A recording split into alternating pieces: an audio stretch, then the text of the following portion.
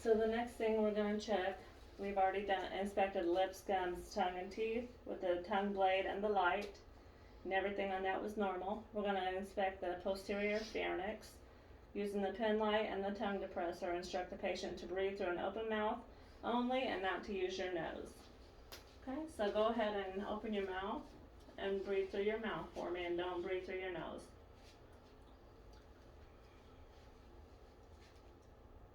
Okay, and the patient's able to do that, and that would be the normal assessment finding.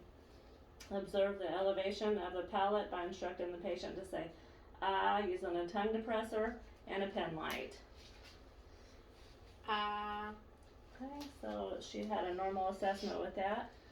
We're going to test cranial nerve 12 by asking the patient to protrude the tongue and observe for deviation from the midline. Okay, there was no deviation from the midline, and then can you move your tongue side to side? Okay, and that would be a normal assessment finding. Okay, we're going to test cranial nerve 5 motor function. Place your hands on both sides of the patient's face. And I'm going to ask the patient to bite down while palpating the contraction of the masseter muscles. Okay.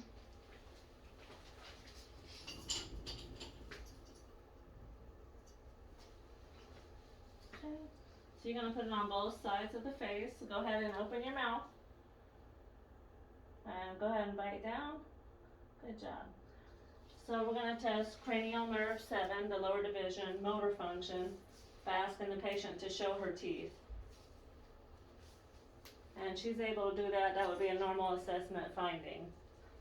We're going to test cranial nerve 11, which is to check the strength of the sternomastoids bilaterally.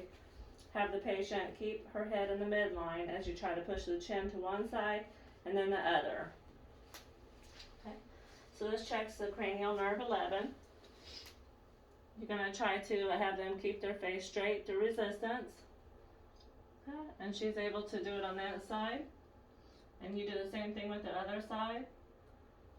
And she's able to go against resistance, which would be a normal assessment finding. We're going to test cranial nerve by check strength of upper trapezius bilaterally. To do this, you're going to place your hands on the patient's shoulders and have the patient attempt to shrug her shoulders against resistance. Okay. Okay. Just try to push them up for me. Okay. And the patient's able to do so. That would be a normal assessment finding. Okay. Next, we're going to move on to the lungs and thorax. So to do this, you're again going to have your shirt off, but for this purposes, we're going to have it on and just pretend like it's off. I'm going to percuss the posterior lung fields.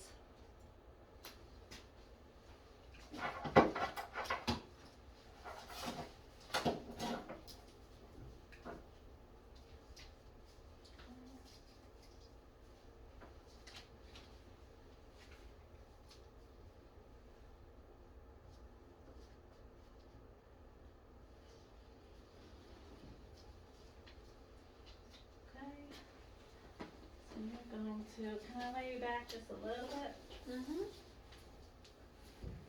Push it down. Push the. Push it in.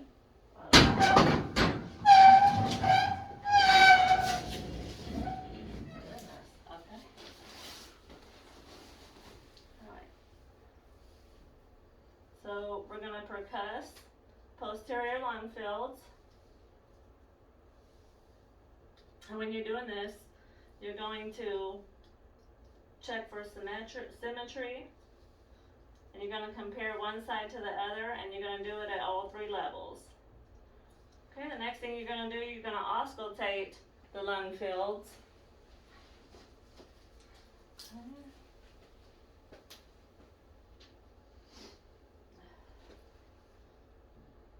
You're going to want to do the right and the left.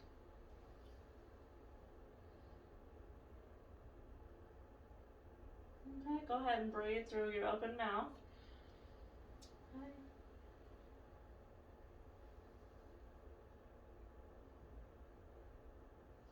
Okay, the next thing you're gonna do is percuss the anterior lung field, at least one level of the upper chest.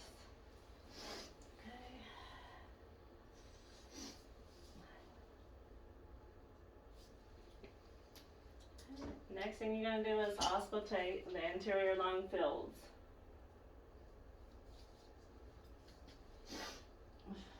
Anterior. Okay. Ready? And deep breath. And deep breath. Okay. Patient has normal assessment findings with that. Next thing we're gonna do is the breast exam. With the patient in a sitting position, we're gonna pretend that her shirt is off, both breasts are visible.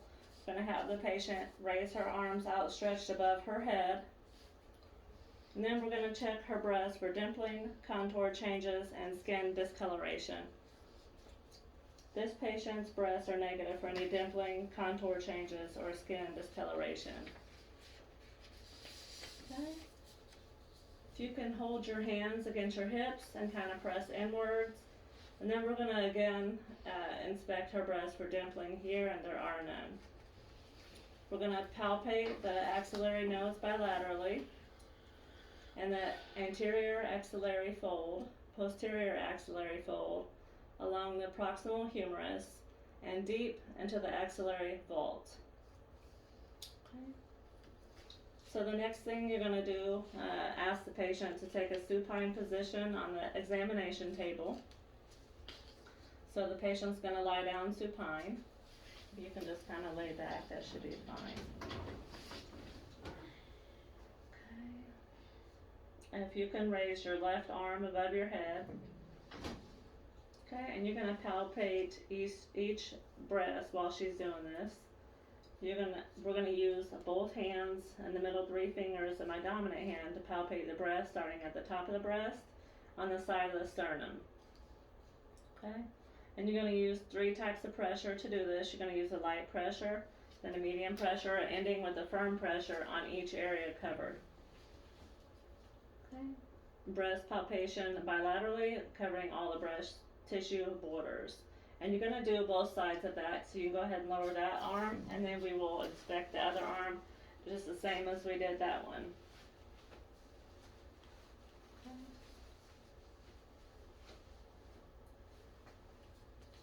Okay, so we're gonna, at this point, elevate the trunk, head, and neck 30 to 45 degrees so that the jugular venous pulse is visible. Okay, and she looks like she's at about a 30-degree angle right now.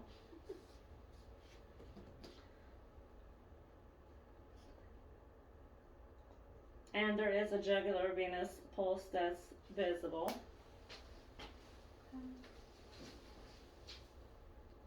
Okay, so we can see the jugular venous pulse. Okay.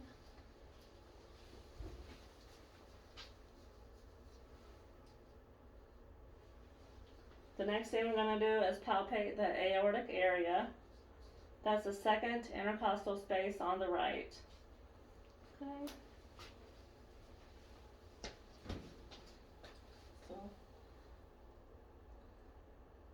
Okay, for that you're going to use the pads of your fingers, not the fingertips. The next thing we're going to do is palpate the pulmonic area.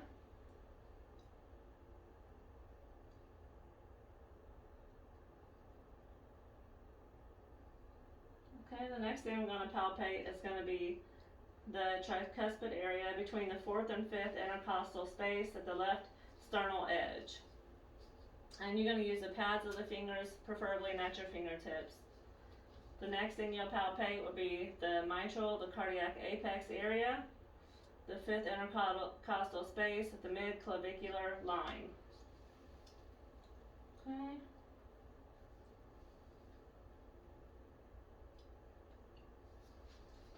So the next thing that we're going to do with this exam is going to be to auscultate, cardiac auscultation. First thing is to auscultate the aortic area using the diaphragm of the stethoscope.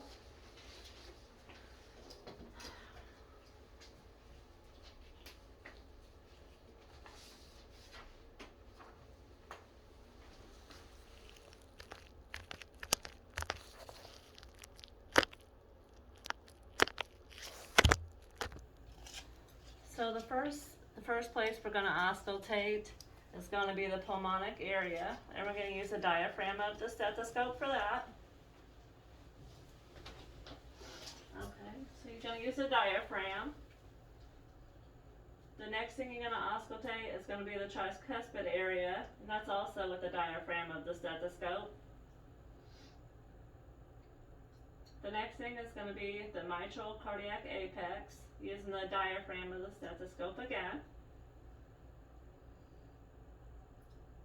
The next thing is going to be to auscultate the aortic area, using the bell of the stethoscope. You're going to auscultate the pulmonic area using the bell.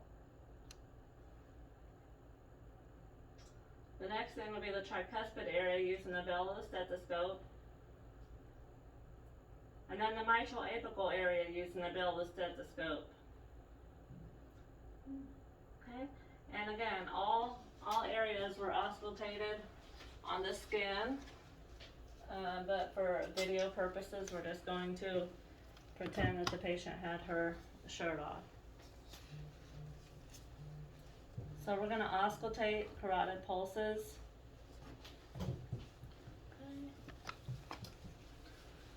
Going to auscultate your carotids.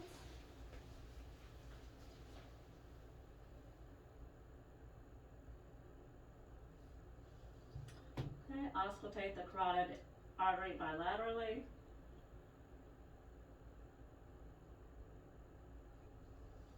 Alright. Oh my goodness.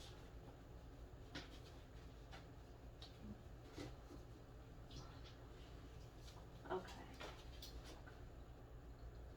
So we already auscultated the carotid artery bilaterally. The next thing we're going to do is palpate the carotid pulses. And you just want to do this one side at a time, okay? When you do auscultate the carotid arteries, be sure you instruct the patient to hold their breath before you auscultate, which we did that. Now we're palpating the carotid pulses one at a time.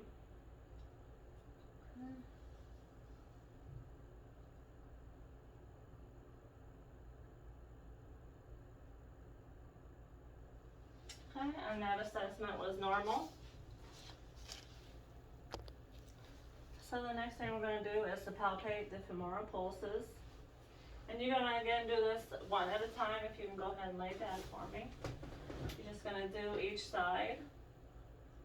But you want to be sure that you do bilaterally. Okay, it's about right in there. The next thing we're going to do is palpate the popliteal pulses.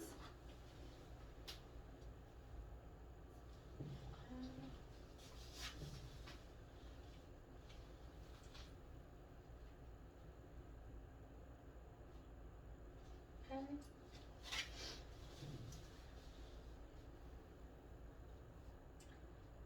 And the next thing you're going to check is the posterior tibial pulses. Okay, it's at the ankle behind, slightly below. Okay, so right about here.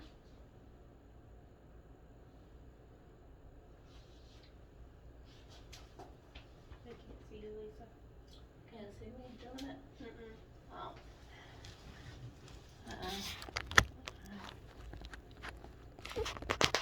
Sorry about that. Alright. So we'll redo that then. So we're going to check the posterior tibial pulses. And that's going to be at the ankle, behind and slightly below the medial malleus. Okay. The next thing you're going to do is palpate the dorsalis pedis pulses bilaterally, located on top of the foot, midway between the toes and the ankle.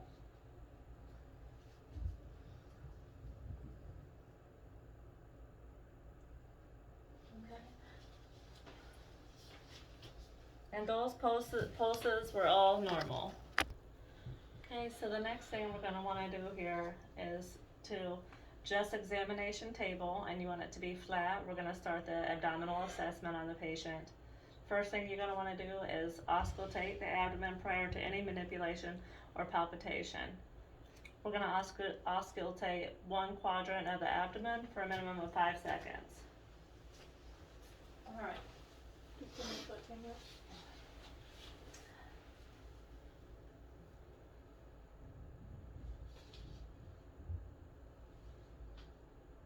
Okay.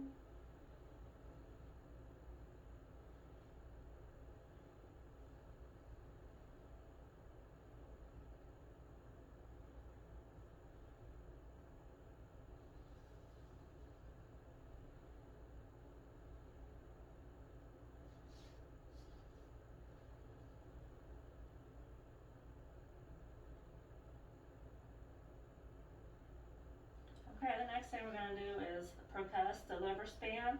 It'll be right below the right nipple to just below the rib cage.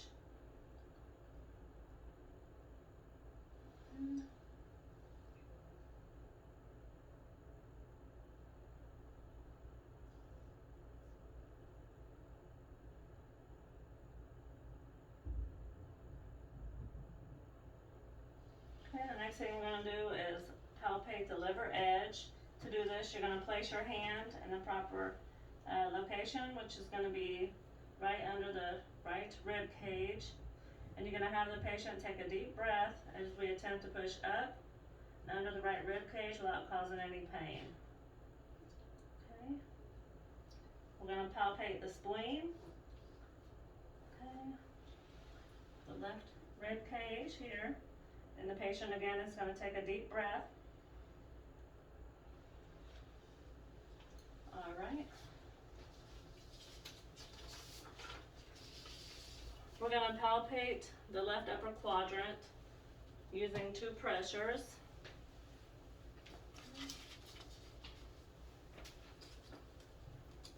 Using 2 pressures, you're gonna wanna do it gently and then you could do firm. Okay, any pain or pressure there? Okay. Then again, you're gonna do the right side with 2 pressures, gently and then firm again. Okay, the right lower quadrant. Sorry. And then the left, you're fine. Okay, and those are all normal assessment findings. Patient has no pain or tenderness there. The next thing we're gonna do is ask the patient to sit up on the examination table, and we're gonna start with the musculoskeletal system. Okay, should I move the phone back over there now? I don't know. What are you doing next? Alright, so the first thing we're gonna do for the musculoskeletal assessment is gonna be to inspect and palpate each hands bilaterally. So you're just gonna have the patient put her hands out, and you're just gonna kinda see, are there any open areas, are there any lumps there? And then you can look at the back of their hand, at their palms here. They're smooth, there's no open areas and nothing that looks suspicious or anything abnormal. You're gonna assess finger extension by asking the patient to spread her fingers on both hands. Okay, and as you see, she could do that. Assess finger flexion by asking the patient to make a fist with each hand. Inspect and palpate wrist bilaterally for any redness or swelling. I don't see any rash, I don't see any redness, no inflammation, no swelling to either wrist.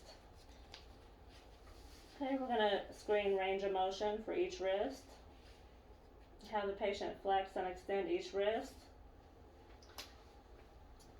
Okay, and I do not see any radial or ulnar deviation, so that's a normal assessment. Inspect and palpate each elbow. Okay, you're gonna look for any bruising. If you feel any nodules or anything there that just may seem abnormal.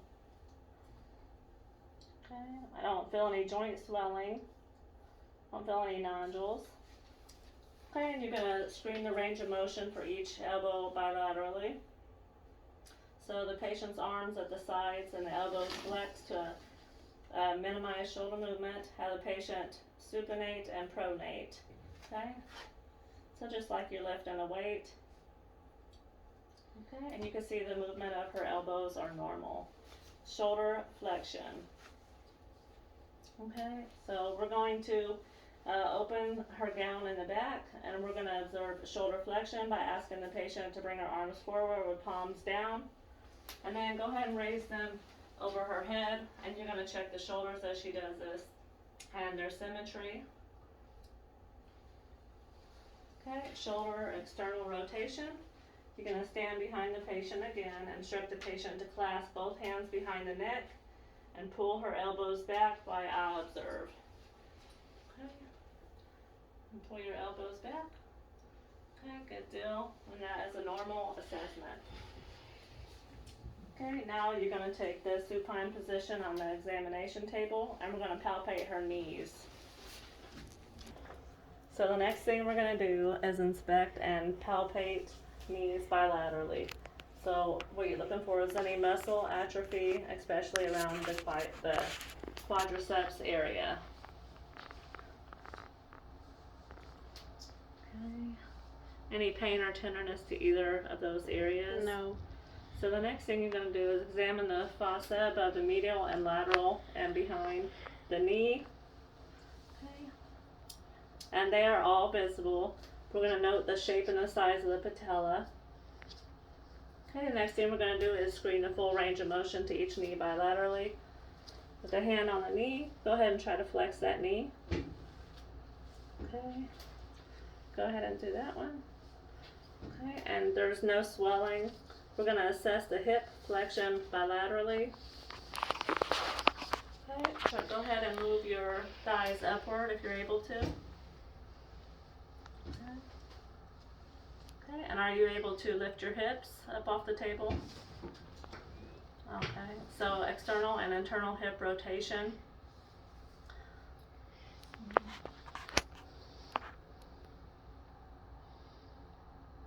Shin parallel. The next thing you're going to do is inspect and palpate each ankle bilaterally. When inspecting the ankles, you're going to be checking for any swelling or redness. And just looking at all areas of the ankle joint. And here, hers look normal. I don't see any swelling, any muscle swelling, any inflammation, any open areas. Okay. And you're going to inspect the midfoot and toes bilaterally. Okay, to do this, you're going to look between the patient's toes, and you're just looking for anything abnormal. So you do that to both feet, and both of them on this patient look normal, normal assessment. So you're going to observe the alignment of the knees, heels, and feet, which all seem to be aligned correctly on both sides. Okay, we're going to assess the lumbar flexion. You're going to ask the patient to bend forward at the waist and to attempt to touch her toes. Okay, so for this, you're going to assess lumbar flexion. You're going to ask the patient to bend forward at the waist, attempt to touch the toes with knees straight. Okay, now you're going to... Excuse me. That's you. Excuse me. Thank you.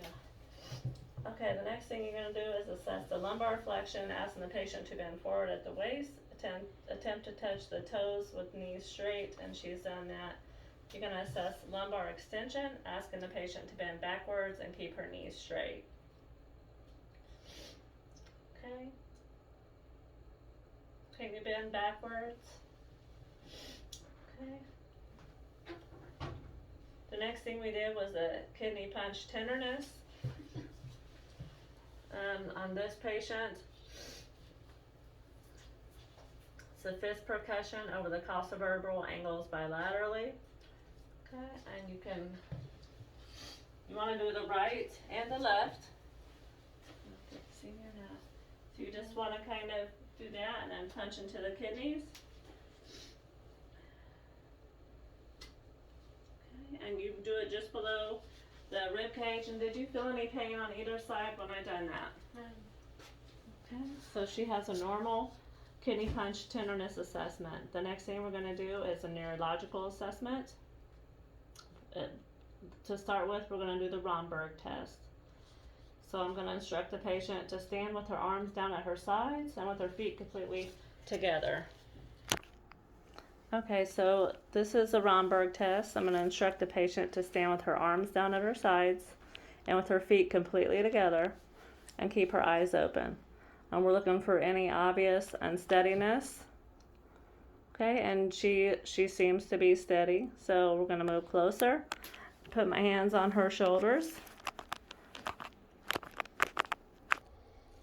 All right, so you want, as long as she seems steady like this, you're going to move a little closer.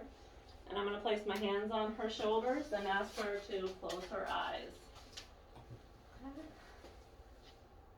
So put your hands on her shoulders. She's going to close her eyes, and you're going to see if the patient remains steady in that position, and she does. Okay, the next thing you're going to do is ask the patient to walk towards you and then away, and we're going to observe her gait.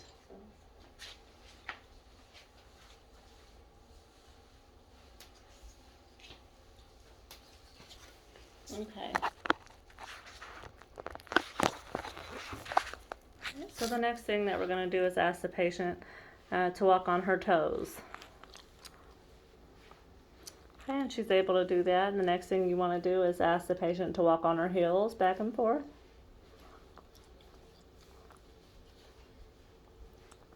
Okay, the next thing we're going to do is a drift test. You're going to have your patient sit up on the table.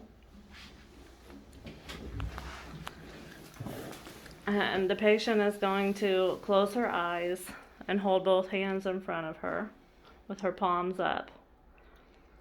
So you're going to want to examine this for at least 15 minutes.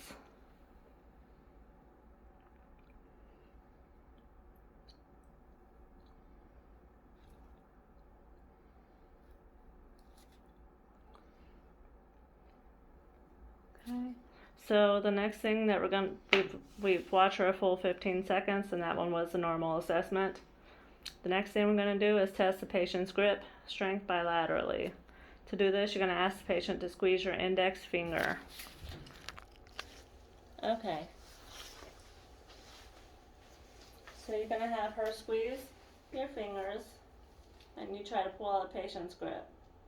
Okay, so that would be considered a normal assessment. Test the deltoid muscle strength bilaterally by pushing downward on the patient's abducted arms. Okay, so you're going to put them out. Okay, and try to go against it. Okay, and that will be a normal assessment. She's able to go against resistance. Okay, we're going to test the lower leg muscle strength bilaterally, asking the patient to push away my hand. Okay. Okay, try to push it up. Try to push this one up. Okay, that will be considered a normal assessment. Okay, the next thing we're going to test is the triceps reflex bilaterally. So you're going to be behind the patient. The arms stay in the lap. Palpate the triceps tendon just above the olecranon. Okay. And this patient had a normal assessment. Okay, so the next thing we're going to test is the patellar reflex bilaterally. You're going to have the patient sitting with her legs dangling freely. Palpate the tendon just inferior to the patella. Tap briskly and observe extension of the knee or contraction of the quadriceps muscle. This patient has a normal assessment for that.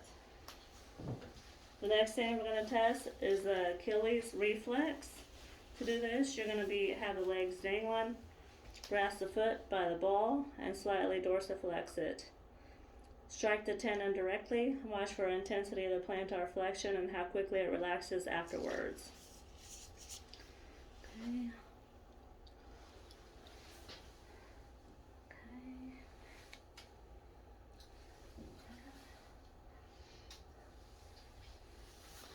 That was a normal assessment. Okay, the next thing you're going to check is going to be the Babinski reflex bilaterally. So you're going to use a wooden end of a tongue depressor. Okay. Hold the patient's ankle and gently stroke the plantar surface. Begin by the heel on the lateral side, continue upward to the ball. Okay.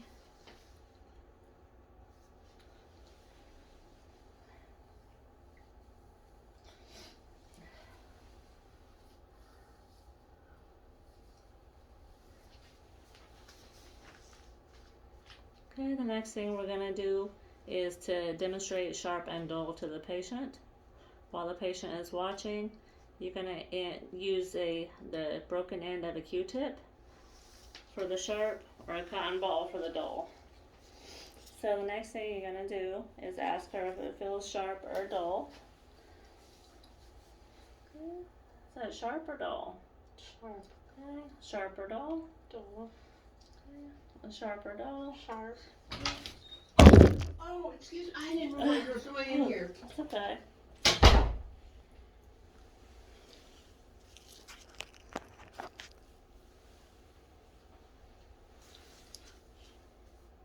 Okay, so that was sharp and dull on the foot, and then you're going to also demonstrate sharp and dull on the forearms, the thighs, the shins, and then on the trunk. So those were all normal on this patient. Whoops. Okay, so we'll continue with the sharp and dull test.